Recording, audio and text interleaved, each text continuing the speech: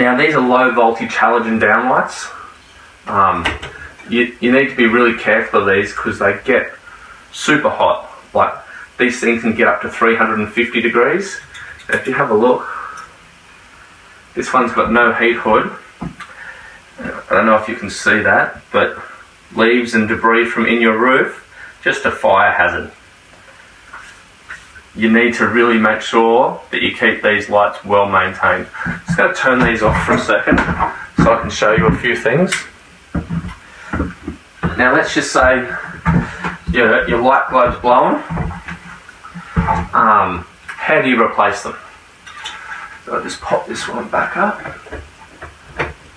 So this type is just the push-in type. You can see like the center ring, and if you push on it, it's a gimbal. So that means that it rotates on one axis like this. So if we pull it out, you can see the little join there. Just stick your fingernail in, pop that little bit down.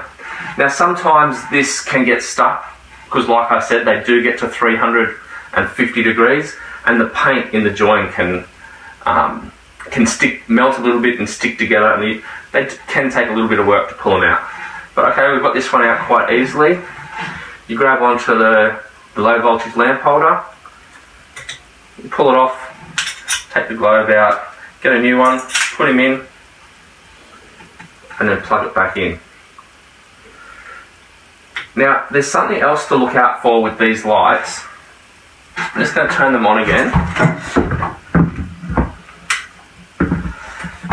Is that lamp holder that I was holding on to before can actually be causing the lights to blow. If that lamp holder loses its springiness, you might be able to just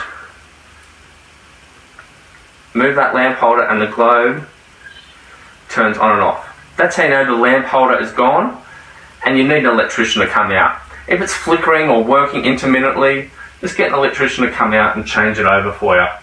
And you won't have that problem with constantly blowing globes all the time.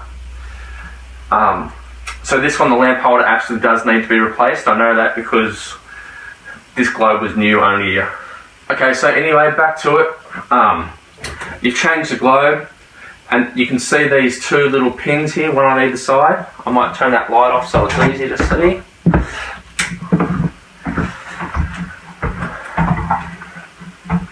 You can see these two little pins here on either side, and there's a couple of slots up there. You just line the slots up to the pins, push them in, and it's away. If you go to turn it back on after you've changed a globe and you find it still doesn't work, then there's two other components that also require maintenance. They are the transformer, which is up in the roof, and that little lamp holder that I showed you before. Now if you're having lots of maintenance on your halogen globes, or you're worried about the fire aspect because they get so hot up to that 350 degrees, there is a better option. It's change all your halogens over to the new LED technology. These lights look exactly the same. It's a similar brightness of light, similar color light. They're dimmable. For all intensive purposes, they look exactly the same. But the best thing about them is they use 90% less electricity and they don't get hot. They only get to about 70 degrees if you get a good quality one. Which means you don't have that same fire hazard. These things that get up to 350 degrees, if you get a little bit of debris or some leaves somehow get into the roof, it's just a fire waiting to happen.